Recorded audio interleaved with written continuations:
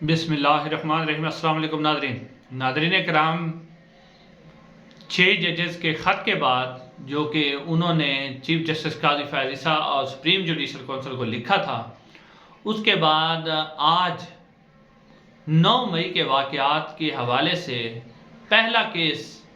जिसके ऊपर सज़ा दी गई है, और ये जो सज़ा दी गई है ये इस बात का वाज़ेह तौर पे एक पैगाम है, एक मैसेज है, एक वार्निंग है कि 6 जजेस क्या पूरी अदलिया भी खड़ी हो जाए तो हमें इसका कोई असर नहीं है और हम किसी के महताहत नहीं हैं। कोई जज और कोई भी अदलिया हमारा कुछ नहीं बिगाड़ सकती, बल्कि अगर आप यूँ कहें कि जजेस को उनकी औकात बता दी गई है कि आपकी ये औकात है कि आपने ख़त लिखा कि हमारे जो फ़ैसले हैं उनके अंदर मुदाखलत की जा रही है, हमें ज़बरदस्ती अप्रोच किया जाता है, हमारे घरों के ऊपर कैमरे लगाए जाते हैं, हमारे घर में क्रैकर फेंके जाते हैं और हमें हरासा किया जाता है, हमारे फैमिली मेम्बर को अगवा करके उसको करंट लगाया जाता है। तो उन्होंने कहा हम बिल्कुल लगाएंगे और आप हमारा कुछ भी नहीं बिगाड़ सकते। नाज़रीन, 9 मई के वाक़यात के अंदर आज पाकिस्तान तहरीक इंसाफ के 51 मुल्ज़मान को, जो गुजरांवाला में एक दहशत गर्दी की अदालत है, एंटी टेररिस्ट कोर्ट है, उसने 51 मुल्ज़मान को 5-5 साल की सज़ा सुना दी गई है कैद की। और इल्ज़ाम ये लगाया गया है कि उन्होंने गुजरांवाला कैंट के अंदर जो है तोड़ फोड़ की और राशिद मकबूल नामी एक शख्स भी जो है जहाँ बाक हुआ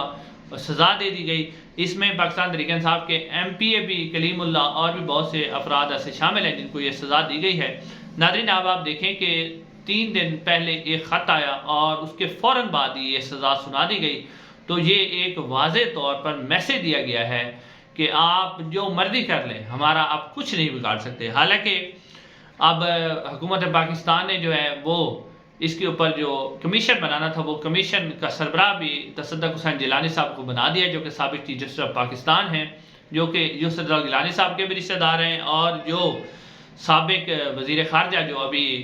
निगरान हुकूमत में ने, और निगरान हुकूमत को पता है आपको कौन चला रहा था, इस्टेब्लिशमेंट की हुकूमत थी, उसके भी ये रिश्तेदार हैं। तो उनको अब कमीशन का सरबराह बना दिया गया है। नाज़रीन कराम, जब आपके सामने जो एक हाज़िर सर्विस जज थे, उन्होंने अपना मुकदमा रखा था काजी फ़ैज़ ईसा साहब के सामने, और उन्होंने सवाल किया था कि जब हमारे फ़ैसलों के अंदर मुदाखलत हो तो उसके ऊपर हम क्या करें, और हमें जो है आप कोई मशवरा दें, हमें प्रोटेक्शन दें, तो इसके हवाले से हम क्या करें, बजाय इसके कि काजी फ़ैज़ ईसा साहब खुद उनका सवाल सुनते और उसके ऊपर कोई फ़ैसला सादर फरमाते। उन्होंने जनाब अब इसको हवाले कर दिया है शहबाज शरीफ साहब के कि वो इसके ऊपर जनाब बनाएंगे मुकदमा, कमीशन बनाएंगे और इसके ऊपर तहकीकात करेंगे। तो अब जब ये कुछ सामने आया, यानी जजेस ने ये बात की, तो जो हमारे साफ़ी भाई हैं उन्होंने कहा कि ये PTI का मौक़िफ़ है। तो अब PTI का मौक़िफ़ तो जो भी हो, लेकिन अब PTI को भी और इन जजेस को भी इस्टेब्लिशमेंट की तरफ से वाज़ेह पैगाम दे दिया गया है कि आप हमारा कुछ नहीं बिगाड़ सकते। और देखो, आज ही आपने 3 दिन पहले ख़त लिखा और आज ही हमने आपको जो है 51 अफराद को सज़ा सुना दी गई, 5 साल सज़ा। तो अभी जो ये सिलसिला शुरू हुआ है, तो आप देखेंगे फ़ौजी अदालतों में से भी सज़ा आएगी। यानी एक वाज़ेह तौर पे पैगाम दे दिया गया है कि आप जो हैं, आपकी औकात ये है, आप हमारे जूते के नीचे रहेंगे, आपको कोई इख्तियार नहीं है किसी को कि वो इस तरह की कोई नाफरमानी करे, कि वो हमारे खिलाफ बोले या जो है हमारे ऊपर तनकीद करे। इस तरह का किसी सूरत भी बर्दाश्त नहीं किया जाएगा। अब नाज़रीन,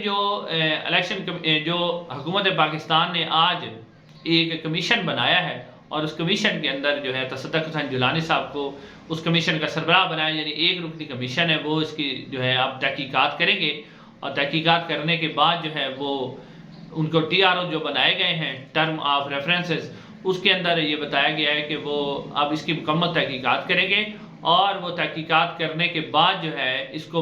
वो उनको अख्तियार हासिल होगा कि वो इसके लिए सज़ा और कार्रवाई भी तजवीज़ कर सकते हैं। लेकिन सवाल ये है कि जब हाज़िर सर्विस जजेस महफूज नहीं हैं,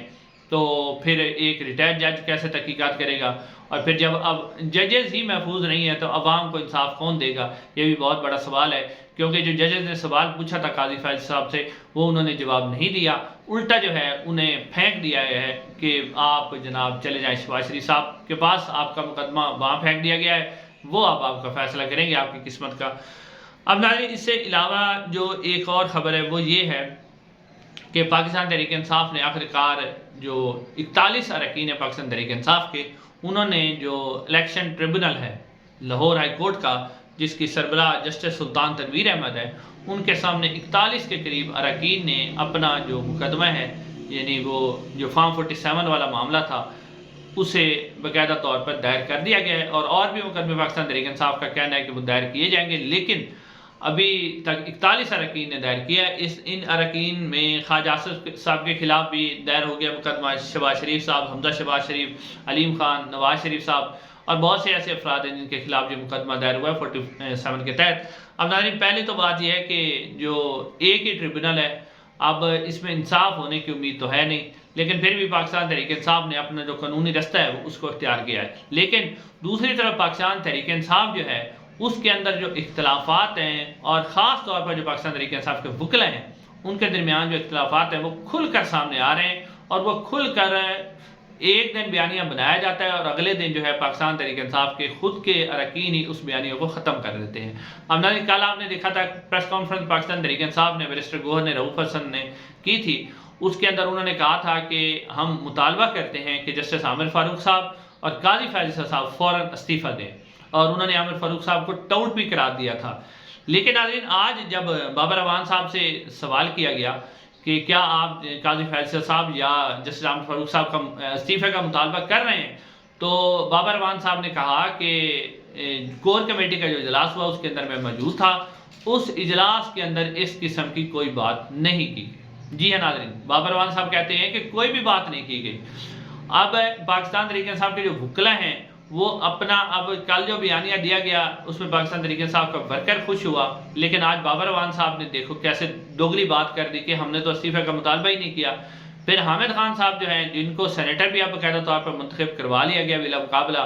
اب وہ بھی ایک ٹی وی پروگرام کے اندر جب ان سے کہا گیا کہ آپ جو ہے وکلا کی طرف سے کوئی کسی قسم کی تحریک نہیں چلا رہے، تو وہ کہتے ہیں یہ وکلا کی ذمہ داری نہیں ہے بلکہ بار کی ذمہ داری ہے، وہ اس تحریک کو چلائیں۔ تو یعنی یہ ساری باتیں یہ بتا رہی ہیں کہ پاکستان تحریک انصاف، کیونکہ عمران خان صاحب اس وقت جیل کے اندر ہیں اور سیاسی لیڈرشپ باقاعدہ طور پر سامنے آ نہیں رہی، وکلا سامنے آ رہے ہیں۔ اب ملاقات کے حوالے سے بھی جو عمران خان صاحب سے ملاقات ہوئی ہے، سپرنٹینڈنٹ اڈیالہ جیل جو ہے ان کی اور عمران خان کی مشاورت سے عمیر نیازی اور شیر افضل مروت 2 بندوں کو اجازت ملی ہے کہ وہ جن افراد کو چاہیں گے ان کا نام دیں گے، اور وہ جو ہے اس وقت جائیں گے عمران خان صاحب سے ملاقات کریں گے۔ ایک تو بات ہے کہ عمران خان صاحب کا اس وقت شیر افضل مروت اور عمیر نیازی کے پاس شاید مکمل ٹرسٹ ہے،